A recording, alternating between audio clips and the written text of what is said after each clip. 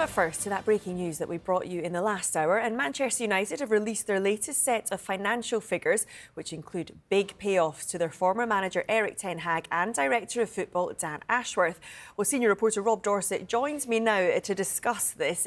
Rob, first of all then, what are the figures? Well, I've been ploughing my way through them. They're always complicated, these financial reports that we get. But you're right in saying that the headline is, without doubt, just how much it cost Manchester United to get rid of Erik Ten Hag and his backroom staff and Dan Ashworth as their sporting director. I'll quote the bit in their report that highlights that. Exceptional items for the quarter were a cost of £14.5 million.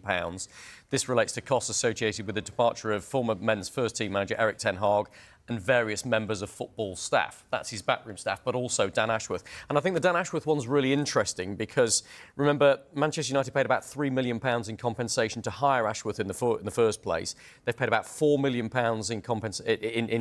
in severance to pay him off. That's £7 million that Dan Ashworth cost Manchester United, and he was in place for 5 months. That's not good management, plain and simple. They got that one wrong. I don't think it's a huge shock that elite managers cost a lot of money when you appoint them and then when you sack them. But again, there are question marks, I think, here because Erik Ten Hag was given an extended contract in the summer, only to be sacked a couple of months later. And one thing that isn't specified in these figures is just how much it cost Manchester United to appoint Ruben Amorim. Presumably that will come in the next quarter of figures. But there were reports that was a £10 million buyout clause with Sporting.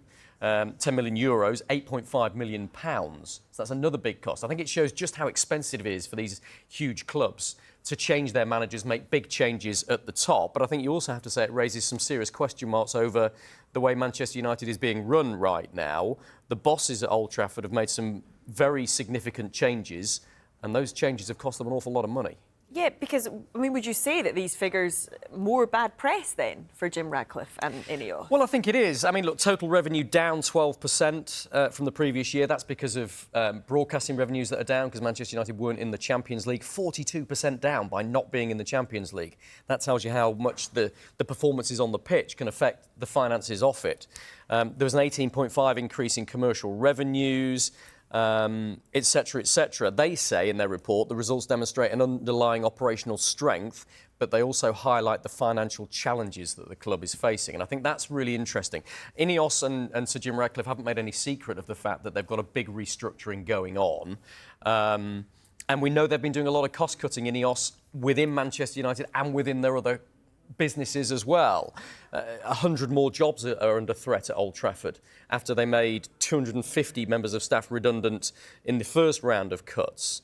Their sponsorship deals, Ineos, they're cutting back those left, right and centre. News today that Ineos are considering cutting short their sponsorship deal with Tottenham, a 5-year deal that they struck in 2022.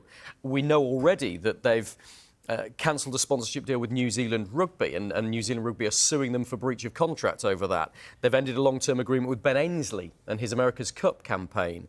The Ineos Grenadiers campaign, cycling team, they said they're looking for new, quote, Ineos don't want to spend any more money. All of that is not a good look for Ineos and Sir Jim Ratcliffe at the moment. And of course, Manchester United are one of, if not the most high-profile company they have in their portfolio. It's very, very clear they've got to cut costs.